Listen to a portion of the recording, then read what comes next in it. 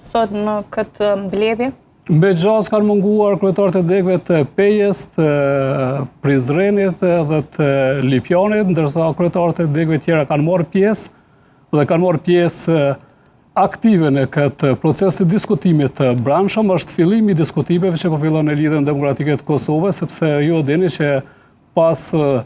zgjedhjeve ende nuk janë themeluar institucionet e vendeve dhe normalisht është pjesë e diskutimit të gjëra që do të ndodhen edhe në organet tjera të Lidhjes Demokratike të Kosovës, edhe në